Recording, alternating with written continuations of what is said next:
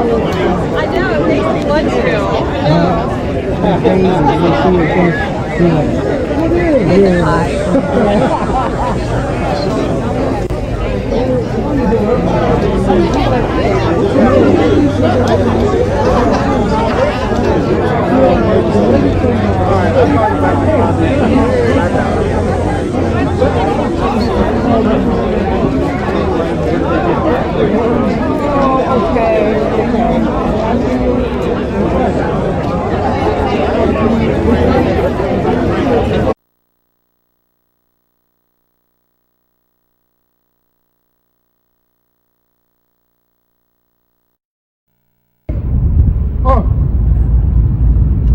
Shoulder arm. Right shoulder shift. Arm. Very good. Shoulder arm. Reset. Arm.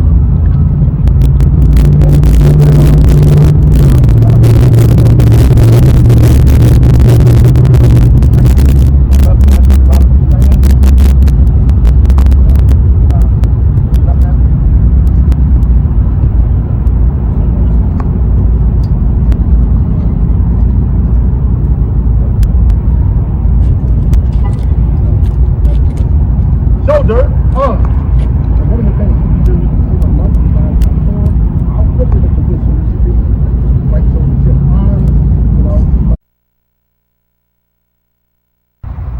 Forward. March.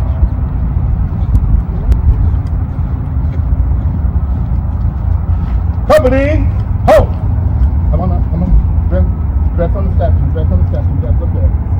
Right about. Face.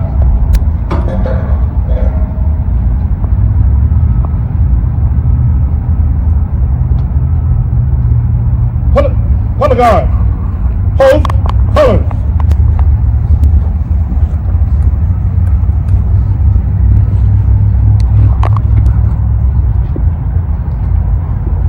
Present.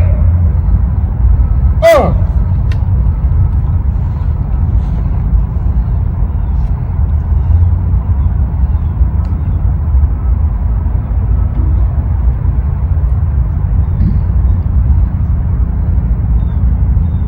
Order, arms. Shoulder, shoulder, arms.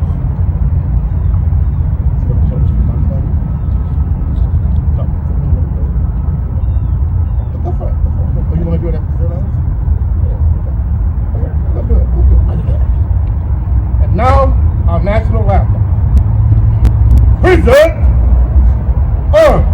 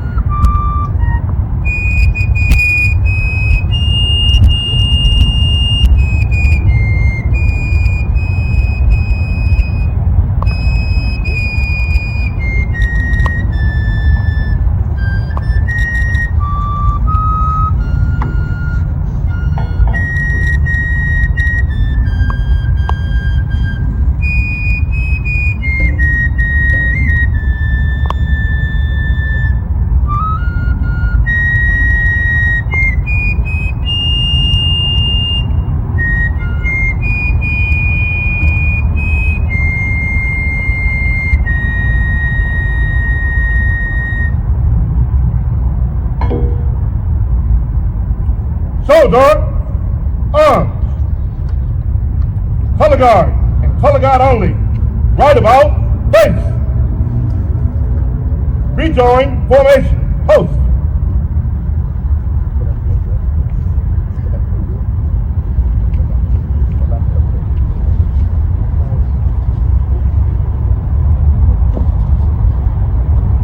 Forward, march.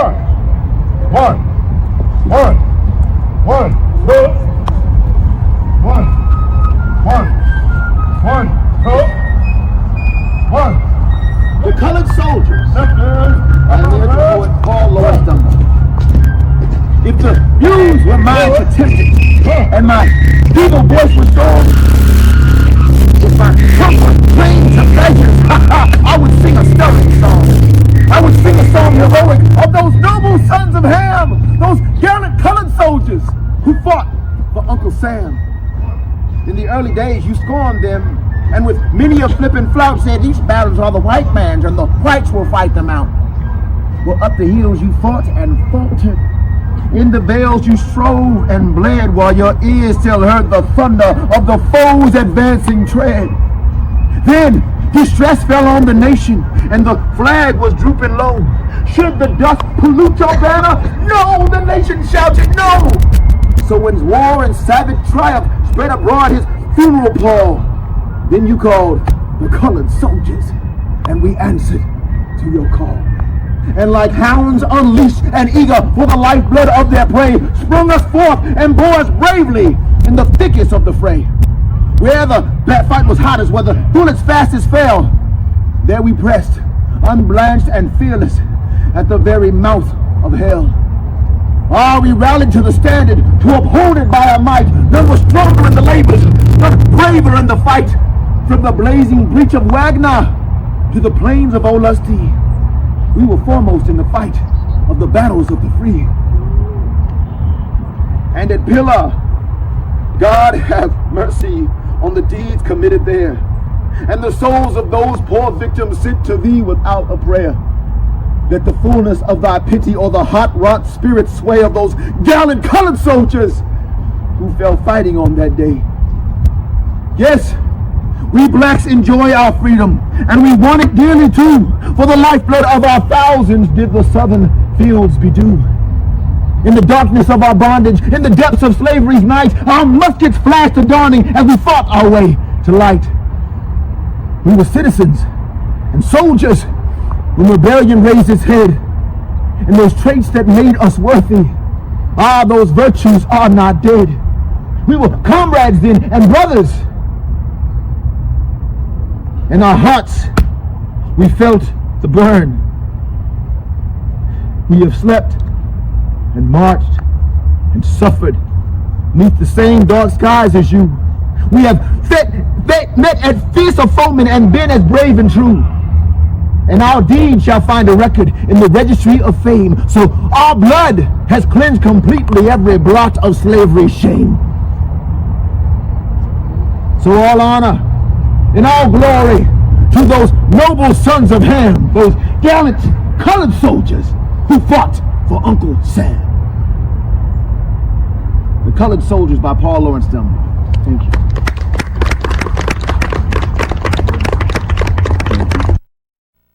So important and vital to the Union forces because it was the last port that supplied the Confederacy. The last port that supplied the Confederacy with overseas products. You know, England was sending arms, food, and other things to the Confederacy. The strategy of the Union, they call it, was the Anaconda strategy. We're going to put a blockade around the whole South, along the coast, and strangle them because they don't have industrial factories, etc., etc. To get those kinds of supplies, the only way to get them is from the waterways. So that's why they came out from Norfolk, Virginia, through there, Fort Monroe, flotilla, and captured Roanoke Island. That was the Outer Banks. Right. And from Roanoke Island, they were able to attack and capture Elizabeth City, Plymouth, along the coast. And finally they gathered themselves together because they had to secure the entranceway into the Pamlico Sound and the Albemarle Sound. Okay. And that was by Cape Lookout, I think it was. The inlet, Hatteras Inlet. I'm sorry, Hatteras Inlet. That's how it gave. And so they put troops there to protect the Hatteras Inlet. And we had locked up. You're saying when you're saying they, the Union? The Union, I'm saying we. Okay. Whenever I say we. I don't say they, you said they. I mean, you said they, so that's why I was sure. Okay. Yeah. Okay, I got you. Yeah. But, okay, and that's where the first really one of the first freedmen's colonies were located on Roanoke Island. Okay. Because they heard that the Union was there. They had slaves there, they freed them, and then slaves from along the coast. They were going to take us across the waterway to Long Island. They trying to shoot them up. So from Roanoke Island, and that was in 1862. By 1860, early 1860, a month or two later, they were ready. They were down by Beaufort, Morehead City. Okay, right. Okay, and they launched an attack there, and what's the fort there?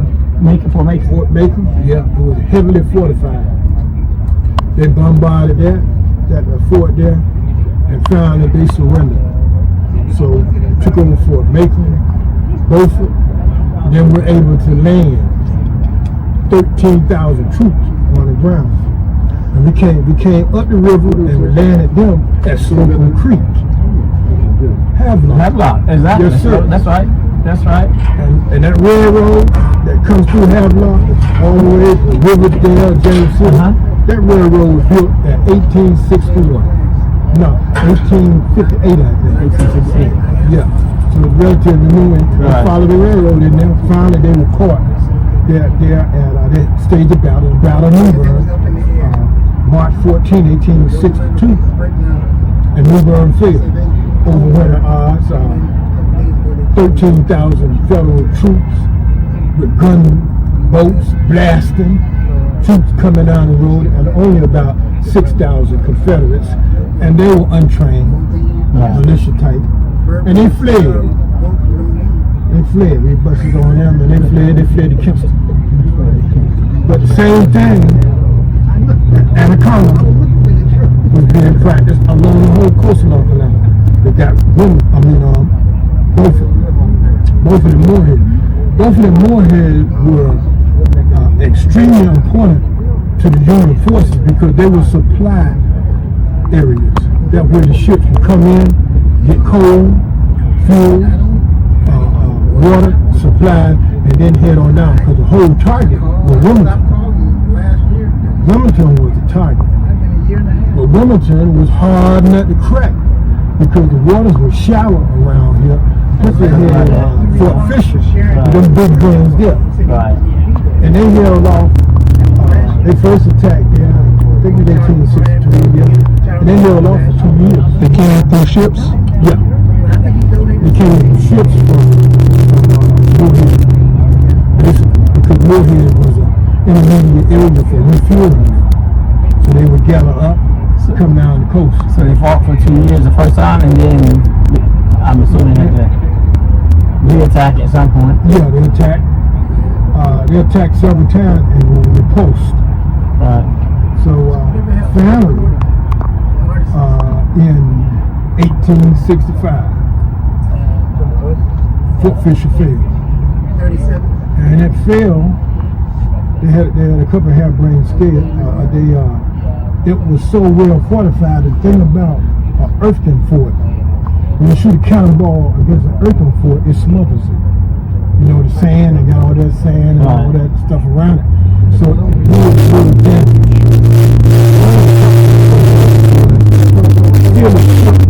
Full of number of explosives, real with it.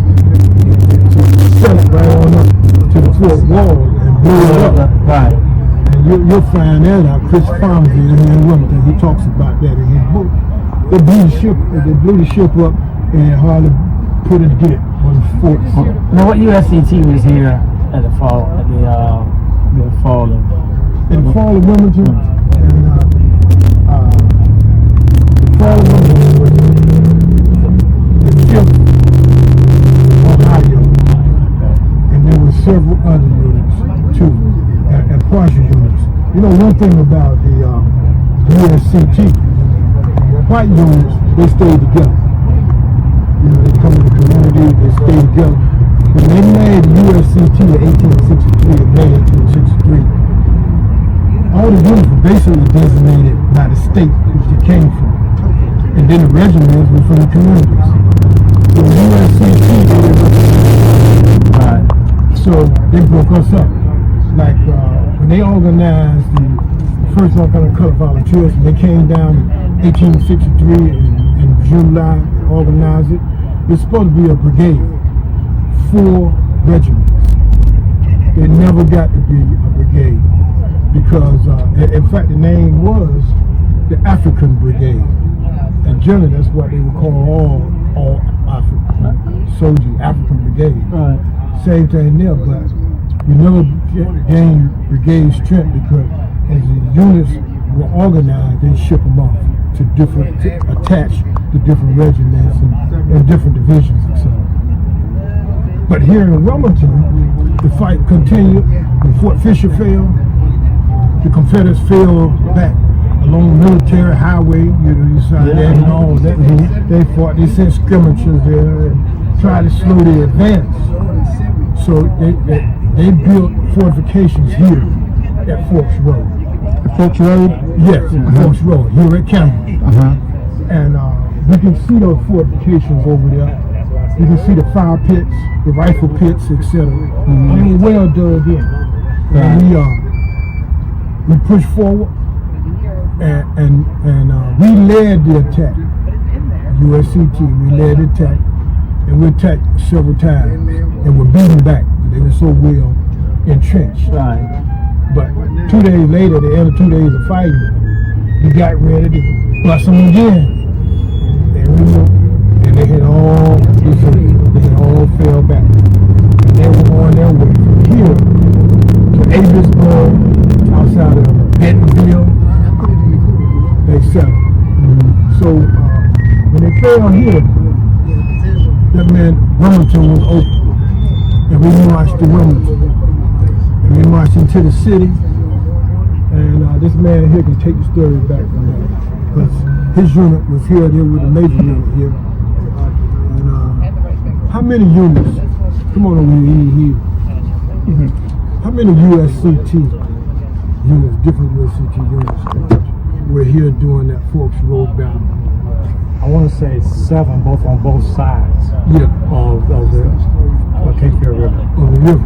Right in this way, I think it was 4 units that actually came up this way. Your unit, the 5th Ohio, and who else? I would dare not say. I think it was the 8th and the 27th. I think it's one other one. I can't remember what it is. I dare not say it. I had to look at my book to say for sure. I don't want to get false information. And we made the attack on two different times. We made the attack. First came, both of them was unsuccessful. It was getting all the way through in the battle itself, but we did conquer what we came to conquer. We came in to take this fortification, and that's exactly what we did. It was not a skedaddle. It was not them fleeing per se. They retreated. It was in battle. And so a lot of historians try to play it down, the significance of it. But you have to look at who's writing the history. Okay, so if it's written correctly, then you'll see that the black soldiers were successful in what they were ordered to do. So the Confederate soldiers, they had a battle here at Forks Road. The actual battle took place here. Yes, sir. That's at the Cameron Arts Center. That's right. This grounds right here that the Cameron Arts Center set on. The Cameron Arts Center, this land was donated by Bruce Cameron. Okay, and when he had heard stories of it growing up about a battle taking place on his family land.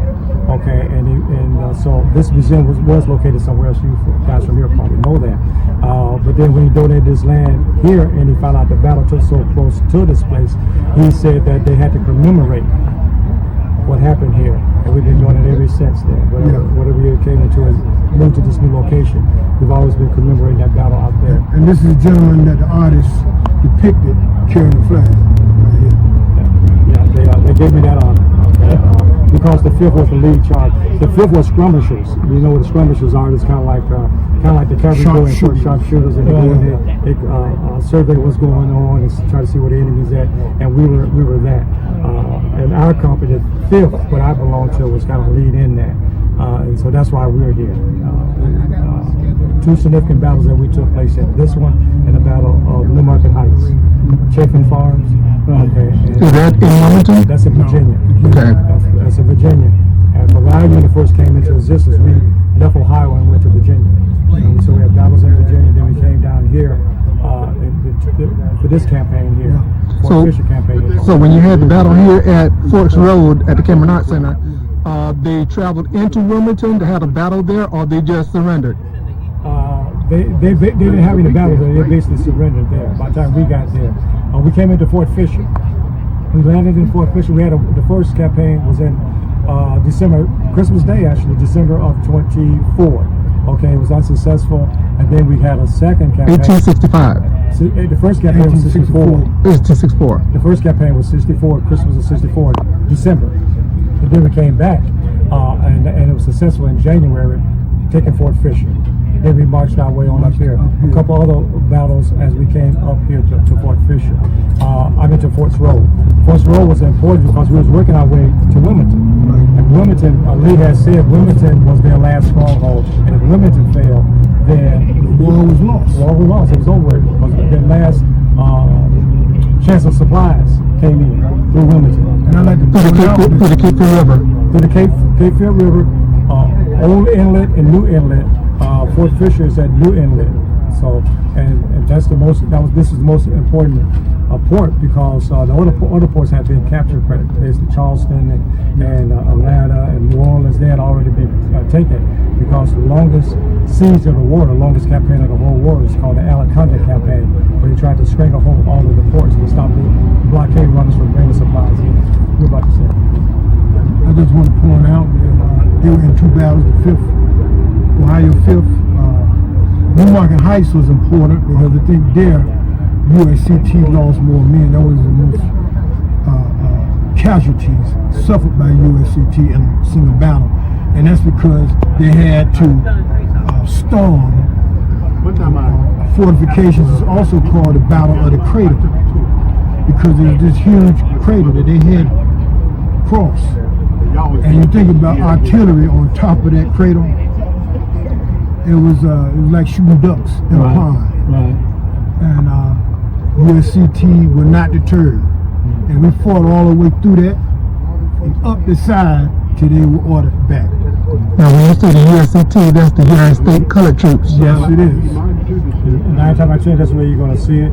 Most of the time, you're talking about the infantry. But sometimes you see USC, United States Colored I for infantry. And sometimes you see C for cavalry or A for artillery. And how you distinguish between the difference is the artillery is going to have the red on like the gentleman that's over there have. Okay, that's going to be the artillery. The cavalry is going to have the yellow. Hello, how y'all doing? Color for that. So the artillery, they wore red. Yes. Scarlet, they call it. It's deeper red than this. It's a little bit darker red than this, but not real deep red because that was reserved for the officers, the real deep red. But it was a deeper red than this right here. This is just an NCO sash right here. Yeah. Okay. And your name? Clark Morgan. And were you what reenactment you were representing? I represent the unit of from Ohio. Ohio is not really Ohio. Take away Ohio, just the 5th USCT. Because when the Color Bureau got established, we lost our state designated name. And the Color Bureau picked us up from the 127 OVI, Ohio Volunteer Infantry, to the 5th USCT or the 5th USCI.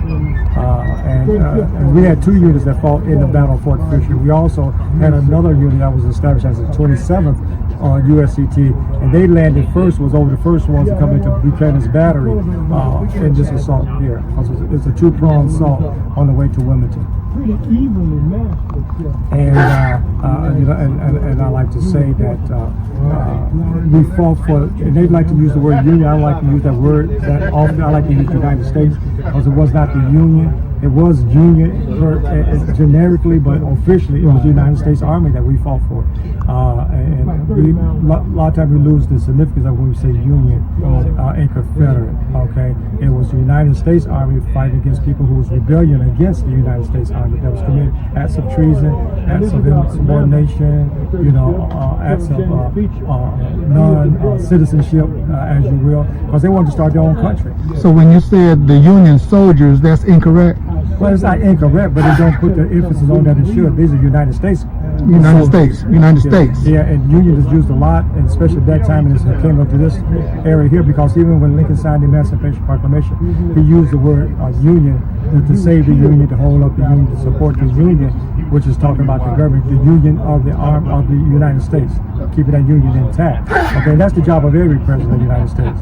But if you remember what Lincoln said prior to becoming president, when he was confronted with the question of slavery, he said he'll do whatever it takes to keep the union intact, because a house divided among itself cannot stand. So he was trying to keep the house together, and that's what everybody want to do with their house, keep it together. And whatever you have to do that, that's what you do. But he did not validate it as an official civil war, but he called it the War of the Rebellion. Those 13 states that filed for secession was in rebellion against the United States government. And so that's what he referred to it. Because the Civil War, you can add other things on the pile once it becomes an official Civil War. One of those things being martial law, and we don't want martial law to go into effect. Not now and not then, okay? And we know some people have made mention of that even in present time, martial law and civil war and all those things. And it's again for them to further their agenda to put people back in slavery. In my opinion, that's just my opinion. It's not, it's not anything official. It's just my opinion. Opinions are just like noses. Everybody have one. And some people are just bigger than others. And that's just my opinion on that. Yeah. You gonna ask the question again, or just? The question was asked: were there any black Confederate soldiers? And I would answer none by choice. None by choice. Again, using the scenario, if you was a wealthy plantation owner, your enslaved individual, if you was a prominent one, he's going to represent you. Wherever you went to New York, he's going to be looking fairly decent, that enslaved person, and that owner was going to have him dressed that way. If you went to France, that owner going to be dressed well with his ruffles and silks, and that enslaved person going to be looking pretty decent too, because he's representing that person who have been enslaved. Likewise, that they went off to war, because most of the people who was officers was well-to-do, financially well-to-do or politically well-to-do. That's how they got their position. So when that individual that was enslaved went along with him as his body servant, he would be dressed in a Confederate uniform too, because that was the clothing available at that time, really available. But at the same time, he was not an enlisted man. He helped the Confederate cause because he was there, whether he dug ditches or he cooked soup or he mended clothes or he take care of the horses, whatever he did, he helped the Confederate cause, but not most of the time, I would dare say, voluntarily. Because just think about it, if the black man was allowed to fight for the Confederate cause, and some 2 million blacks who were enslaved, don't you think the war would have a different outcome? That's the whole reason behind the Emancipation Proclamation, because the attrition of white soldiers in general, both North and South, needed to get back home. Okay, so Lincoln wrote in the Emancipation Proclamation that blacks would come into the military and help put down the rebellion. Again, that rebellion word again, because that's the official name of the war of the rebellion. And so blacks came in and they were there. You saw them in uniform, but there's no record, even though you got picture records, but they're cooks, they're drummers, they're this, they're that. There's no soldiers as in those picture records. I'd like to point out that I don't believe that a slave can be a soldier, because a slave is in contract. He's being paid. He has no will of his own. So a soldier has a will, and that's why we fought for our country. But if you're fighting, if you were there behind the lines and you're attacked by Union soldiers, of course you're going to try to defend your position, because you're going to be overrun. You might bullets have no name on it. But my position is that a slave cannot be a soldier. And the United States colored troops, they knew that they was fighting for freedom. Absolutely. You have to realize that when those, especially the earlier units, when they came in, they had to, whether sign an affidavit or not, they had to agree that they were not freely enslaved, that they were free when the war started, not when they enlisted, but when the war started. So they were free men. If you realize, most of those individuals, those first units was more educated, more well off. How about the soldiers? Not the officers, but the soldiers was more well off than the white soldiers. Okay, and so when we say it's misleading in the movie Glory, when there's one scene when the man, the soldier act like he don't know his right foot from his left foot. That's hard to believe, because the 54th and the 55th Massachusetts, those regiments, the regiment consists of 1,000 men. They send somewhere between 8,000 and 10,000 men to Massachusetts to join just 2 regiments. So they got the cream of the crop. You had people in there like Frederick Douglass' son, O.S. Wall's son. You had people in there that was highly educated, college degree educated people went and fought in that war. And to say he don't know his right foot from his left foot, but that's theatrics. That's Hollywood. You got to sell a product, okay? In fact, a lot of those soldiers were from the South. In the Massachusetts and other northern units, they were runaways. They were already established up north, and they enlisted. And so they knew how to deal in society. So to say they was bumbling idiots, but again, that's Hollywood. That's Hollywood. And I don't say they got to sell a product. And maybe some every now and then like that, but not enough to be dramatized as the way it was. Same thing with our unit and the 54th and 55th likewise. We were given better equipment. There's a line in one of Kipling's poems. The strength of the wolf is the fox, and the strength of the fox is the wolf. And the strength of the pack is the wolf. That's it. And the strength of the wolf is the pack. You work together. So as strong as your officer was, it will be as strong as your men are. The men take care of the officer, the officer take care of the men. The 54th and the Shaw, they was well to do. That regiment was well supported. They had shoes, they had things like that. It may be a few without it. But just like our unit, we had first class weaponry, we had a first class uniform. Now, not to say they was the best, because there was shoddy uniforms going around both blacks and whites. A lot of your blacks did have shoddy uniforms. We did not have that. We had good uniforms, we had state-of-the-art weaponry. Okay, all those first units there, our officers came from a place, half of them came from a place called Oberlin College. Oberlin College was the first university in the United States that accepted both blacks and females for higher learning. And so they were not ignorant people like most people have to be. Now when they put the people up in this field, that was different. When they emancipated them and they joined the units then, that would have been different. But they showed that scene as the new recruits. All those new recruits was point on. And I remember earlier you made a statement, a story about Sherman. Yeah. Thank you so much. Sherman, in his march through the South, from Tennessee to Atlanta, and he waged total war. Getting some pictures of D.C. He said in order to win this war, you have total war. So he practiced war against everything that was in his path. A path of destruction through the South. He said that's the only way he's going to break the South. And that's why a lot of people in the South don't like Sherman. That's why they don't like the name Sherman. You find very few white Southerners with the name Sherman. Because he raised so much hell. But when he left Atlanta, the next stop was Savannah, Georgia, the coast. And then he freed the area there, the P Islands, offshore.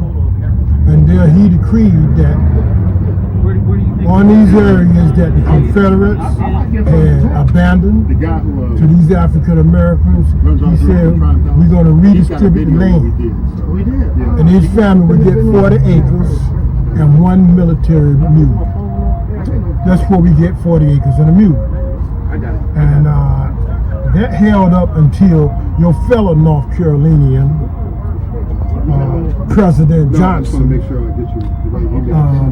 overturned most of that, and because of that, that's why he was brought up on charges, and he overturned that requirement. And even in Newburgh, where we had those abandoned lines by Confederates, and James City was founded. In the end, those African Americans living there in James City for 30 years, tilling that land, building them a community, they were unceremoniously shuffled off of their property in the 1890s. As a result of Jim Crow and all the rest of the things that happened with this country that was going through. I want to point out one other thing when we're talking about Confederate soldiers. In March of 1865, the Confederate Congress finally passed a law admitting African Americans into the Confederacy. That was the closest that we came to soldiers. Very few joined. And they were promised freedom, their freedom. But it was too little, too late. I'd like to ask a question about the style of war when it comes to the Revolutionary War. My understanding is that they would stand toe to toe, not hiding, or they would just stand still and just point at their target and shoot and reload, standing looking at your enemy. Is that correct? No, so it's a common misconception.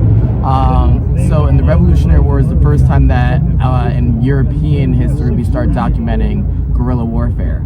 However, in the French and Indian War, the Native Americans are using guerrilla warfare against the British way before the Revolution. And in fact, George Washington ends up taking that concept of guerrilla warfare from those Native Americans during the French and Indian War.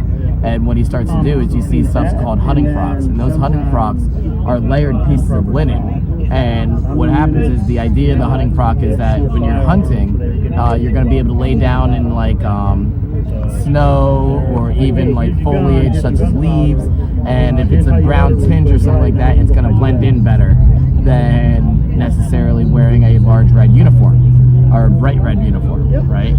So those hunters end up being called the Minutemen, and they show up during the Revolution. Also, on the British side, you have light infantry troops on the American and British side. Now, their type of weapon, they had to shoot one time and then reload. Yes. So what ends up happening, and I'll tell you, so this is the French Charleville. Oh, I can't show it. I can't show the gun. Oh, okay. Well, what ends up happening is you have things called prone load. So you have rows of guys who are standing together, and so if I fire, right, so they'll say make ready, present, fire, boom. Now they'll say front line, take a knee, prime and load. So now from there you'll take a knee. The next guy is going to fire over your shoulder. Second line, take a knee, while he's loading. Yes. Now when that guy takes a knee, third line, you are going to fire. Right after they fire, by that time the front line should have already been reloaded. So after the third line fires, third line now takes a knee. Front line stands back up. Now you fire. Second line, stand back up. Now they fire, and you run that in succession, right? Now they also have things called scattering, right? Where so they'll spread out, and it might be, all right, so you'll have a line of guys, and the line will come up, and so now they'll stop here. And this guy will run 25 feet out. This guy will run 20 feet out. This guy will run 15 feet out. The next guy will run 10 feet out. And now they're staggered, and now they can hop back to the next one. You also have prone loading, which is them laying on the ground and firing. So as opposed to like just standing in the line of sight, you fire and then you come down to the prone. Your second line is now going to come down to the kneel. They're going to fire. Your third line can now fire. You have 3 rows of lines that can now fire at the same time. You also start, like I said, you start to see these Minutemen. The Minutemen have rifled weapons, so they're able to fire a lot more accurately at longer distances. So they're doing things like hiding behind trees. They're also, trying to get camouflage, duck for cover, things like that. So the Minuteman was more guerrilla warfare. Yeah, well, militias are also engaging in guerrilla warfare. There's lots of guerrilla warfare that's happening during the Revolution, and then that also happens during the Civil War. You have militias that come out during the Civil War on the southern and northern side, full of white and black troops. Okay, I noticed that you have some flutes here. Can you demonstrate that for us, please? Absolutely. So these are fifes, and all fifes are flutes, but not all flutes are fifes. So if you can say that 5 times fast, you can be a master fifer. But the fife is first found in about 900 AD China. Other sources say that it is found in 12th century medieval Europe. But by about the 1500s, the French start using them for war. And so the French, the Spanish, and the Portuguese all use these D fifes. And the reason why they use them is that they're very high pitch. And so the sound travels very far in open field. It's not necessarily loud, but a higher pitch, so you can hear it over the sound of guns and drums and screaming and horse hooves and all types of different things.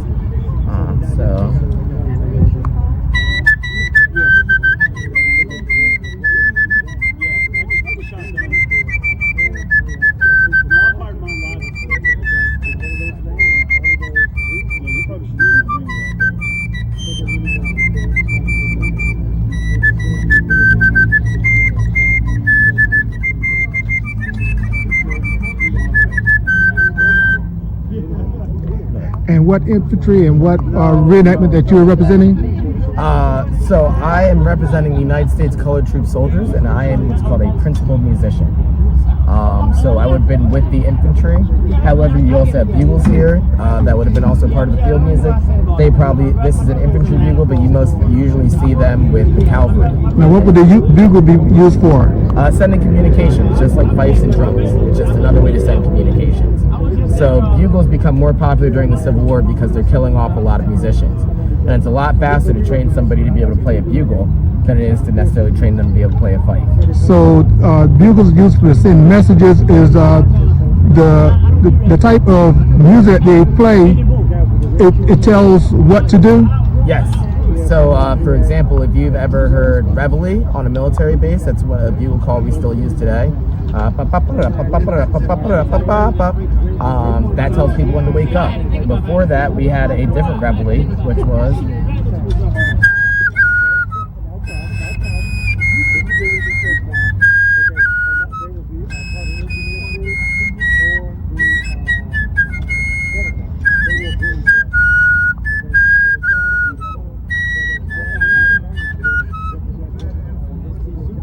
And your name? And Steve Thomas. Thank you, Steve. Anytime.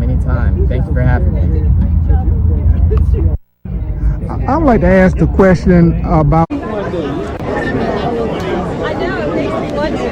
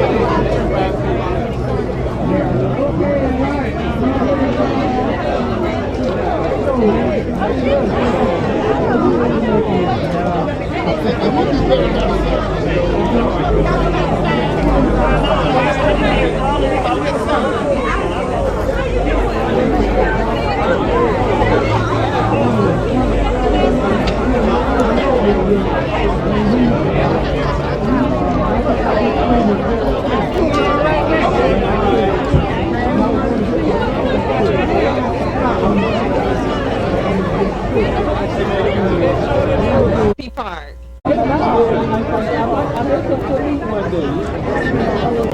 know, it makes me want